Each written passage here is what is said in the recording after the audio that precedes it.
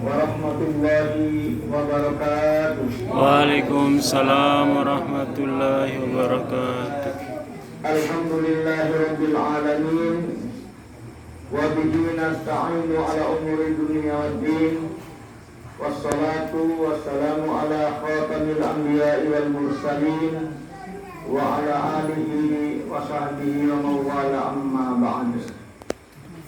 Qala ta'ala fi kitabihil karim, a'udzu billahi minasy syaithanir rajim.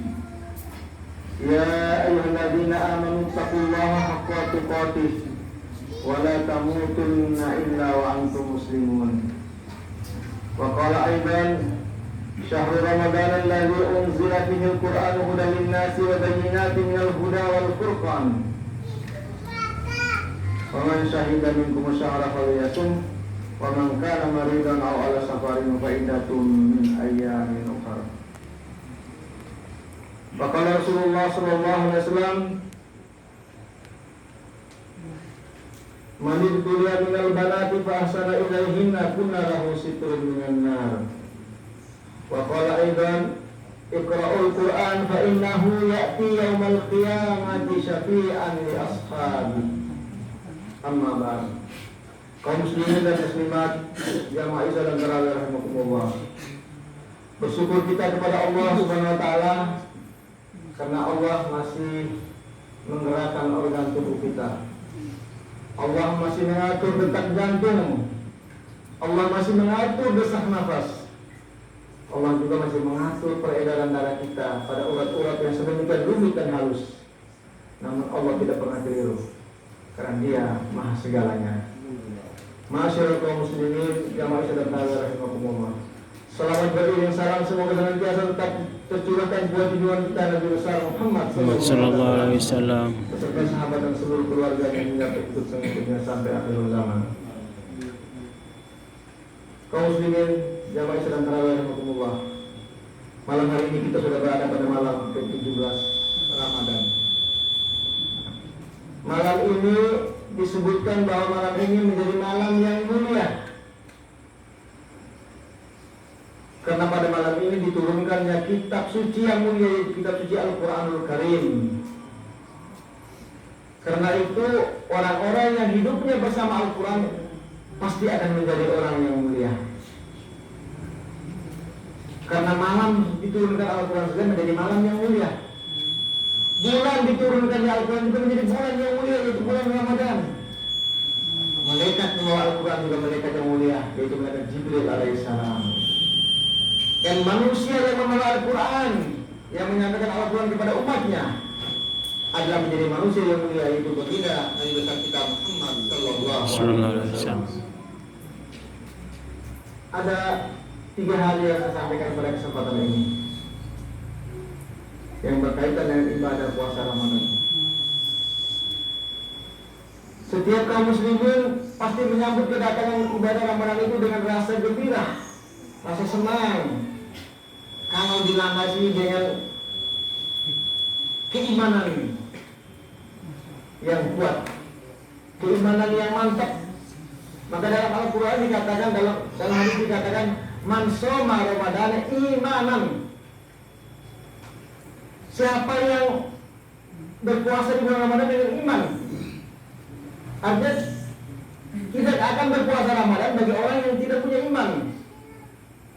Dan saya yakin kita yang hadir di masjid ini adalah orang-orang yang masih memiliki iman.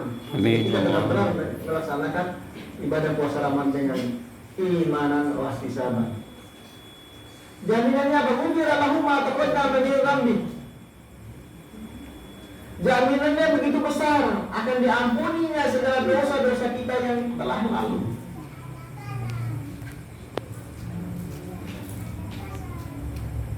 Kaum muslimin jamaah Islam dan tarawih rahimakumullah. Hal yang pertama adalah manusia akan diberi kemuliaan, diberi keistimewaan. Sekalipun kita belum meninggal dunia, tetapi kita bisa melakukan aktivitas sebagai calon penghuni surga. Yaitu yang pertama adalah kebiasaan kita selalu beristighfar menjelang sahur atau di waktu menjelang fajar. Hal ini diterangkan dalam Al-Quran surat ke-51 surat Az-Zariyat ayat ke-17. Wabil asharihum yastaghfirun.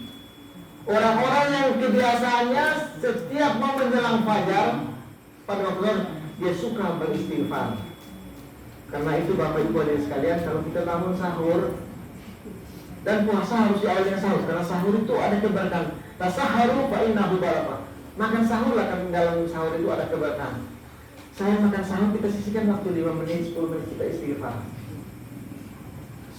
Amat sangat dahsyat ganjaran yang diberikan oleh Allah. Kita walaupun masih beraktivitas di dunia, tapi kita sudah tercatat sebagai calon penghuni surga.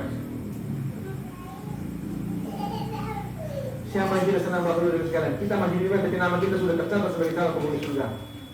Pada istighfarnya sangat sederhana, hanya mengucapkan astagfirullah atau astagfirullahaladzim atau astagfirullah wa atubu ilaih. Apa jaminan yang lain? Pada surat yang sama, ayat sebelumnya, ayat ke-15. Innal muttaqina fi jannatin wa uyun. Orang-orang yang bertakwa dan kebiasaan senantiasa istighfar di waktu sahur, kata Allah, mereka berada di taman-taman surga. Kita ini kalau berada di taman surga, atau surga ini jangan ke taman, di emperan saja itu sama saja dengan bangunan termegah di dunia. Bagaimana kalau kita berada di taman-taman surga? Akhirina ma'atahum rabbuhum. Bukan hanya sekedar kita berada di taman surga, tapi apa kata Allah? Mereka akan mendapat lagi sebuah keutamaan. Mereka bisa bertatap langsung dengan Allah tanpa perantara. Kita di dunia ini kalau sapu bupati saja kita senang, kalau sapu bupati saja. Apalagi sapu gubernur, menteri, presiden, kita harus dengar bagaimana kalau kita berjumpa dengan sapu orang lain. Berjumpa secara langsung. Mereka Jibril ketika peristiwa Isra Mi'raj tidak bisa tatap langsung dengan Allah, hanya umat yang diperkenankan untuk berjumpa dengan Allah, untuk melayani perintah sholat. Maka Jibril menjauh, dia untung, segan berjumpa dengan Allah. Tapi bagi orang beriman yang sangat biasa istighfar di waktu sahur, Allah katakan dia bisa berjumpa langsung dengan Allah tanpa perantara. Maka hal ini dibuktikan di dalam surat Al-Qiyamah, surat ke-75, ayat ke-22 dan 23. Wujuhu yawma idzin nadhirah ila rabbiha nadhirah. Pada hari itu kemudian wajah mereka berseri-seri, gembira. Wajah berseri-seri itu bukan karena masuk surganya, tapi karena mereka bertemu langsung dengan Allah tanpa perantara. Ila rabbiha nadhirah. Mereka tatap langsung wajah Allah tanpa perantara. Kaum muslimin dan muslimat jamaah Isya dan tarawih yang berkumpulan. Oleh karena itu di bulan Ramadan ini kita sisihkan waktu kita berkurangkan, bahkan kita tiadakan dulu aktivitas yang melalaikan kita. Minggu itu kalau bisa kita jangan dulu Sabtu apalagi, karena itu perbuatan bisa melalaikan kita, Bapak Ibu. Mari kita biasakan dengan istighfar. Kita tidak tahu kapan waktu kita akan mati. Contoh di masjid sini ada jajaran kita, orang kita sekarang tidak ada. Bapak imam kita tidak ada, bapak wakil imam tidak ada. Mungkin besok-besok juga kita tidak tahu. Terus yang kita bawa apa kira-kira? Tidak ada yang kita bawa kecuali hanya amal soleh kita. Kemudian yang kedua, amalan yang sangat dianjurkan di bulan Ramadan ini selain kita puasa, tarawih malam hari adalah baca Al-Quran. Kenapa kita dianjurkan untuk baca Al-Quran? Kan tadi sudah dikatakan Al-Quran itu diturunkan pada malam yang mulia, pada nabi yang mulia, malaikat yang mulia, bulan yang mulia, dan orang yang membaca menjadi orang yang mulia. Kenapa? Karena di akhirat nanti Al-Quran itu akan datang untuk memberikan syafaat bagi siapa-siapa yang membaca. Iqra'ul Quran fa innahu ya'ti yaumal qiyamati syafi'an li ashabihi. Bacalah kamu akan Al-Quran, karena Al-Quran akan datang pada hari kiamat memberikan syafaat kepada para pembaca. Terus bagaimana dengan kita yang tidak bisa membaca? Kita mendengarkan bacaan orang itu kita lupa. Apalagi kita mampu menghantarkan anak-anak kita menjadi penghafal Al-Quran. Kalau itu sebentar nanti ada selesai tentang pesantren. Salah satunya apa tujuan kita supaya anak kita menjadi anak-anak yang ahli Al-Quran. Tahu tidak Bapak Ibu dan sekalian? Apabila kita mewarisi anak yang menghafal Al-Quran, maka anak itu akan menjadi mahkota bagi kita Allah.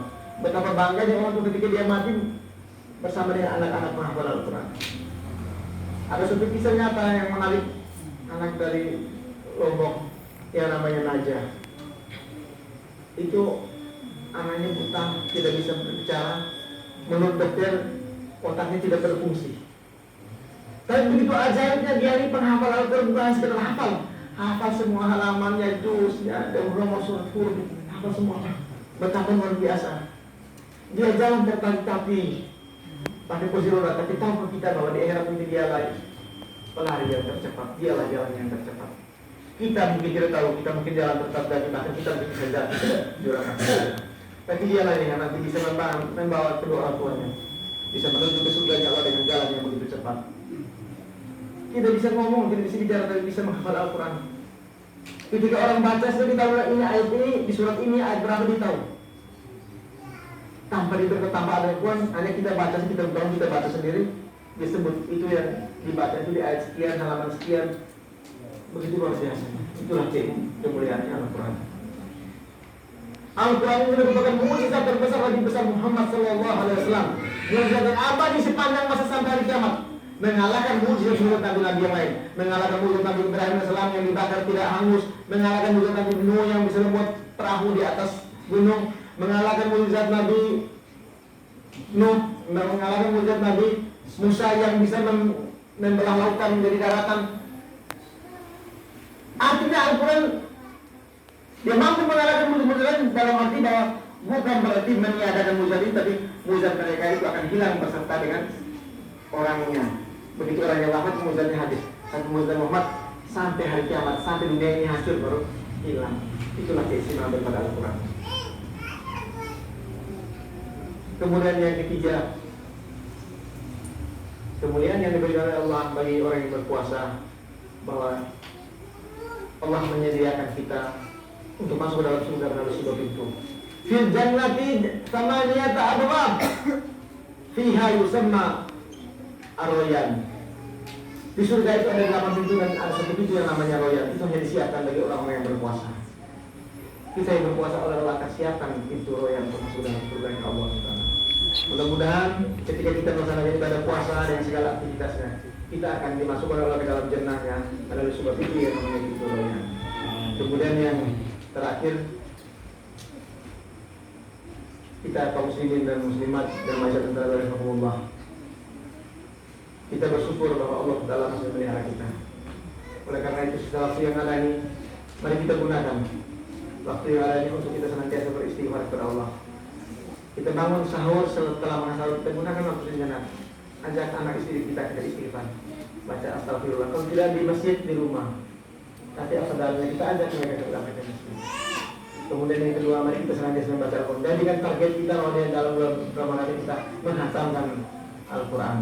Kalaupun kita belum bisa membaca, mari kita belajar. Surah nanti kita baca kita dengan insya Allah kita akan mendapatkan keberkahan daripada Al-Quran. Kemudian yang terakhir, jangan lupa kita berpuasa bulan Ramadan. Karena banyak sekarang ini kita merasa prihatin bahwa saudara kita di siang hari mereka makan, minum, alasan kerja, padahal kita juga kerja. Saya kadang-kadang lihat itu saya merasa sedih. Kok kenapa saudara saya ini kok di siang hari kok makan tanpa ada beban? Terus kapan lagi kita mau sadar? Kita itu oleh Allah kalau usia lebih dari 40 tahun baru sadar. Ada kemungkinan kita nanti sampai mati tidak akan sadar. Nauzubillah min dzalik, nanti kita mati dalam keadaan belum memahami tentang ajaran agama kita. Oleh karena itu, marilah kita belajar untuk taat kepada Allah Taala, karena hanya dengan ketaatan kita kepada Allah yang akan mengajar kita untuk senantiasa dalam kebajikan di dunia dan kebajikan di yaumil akhir nanti. Ini saja kami sampaikan. Mudah-mudahan ada manfaatnya. Akhirul kalam. Bila terus hidayah, waridha wal hidayah. Wassalamualaikum warahmatullahi wabarakatuh. Waalaikumsalam.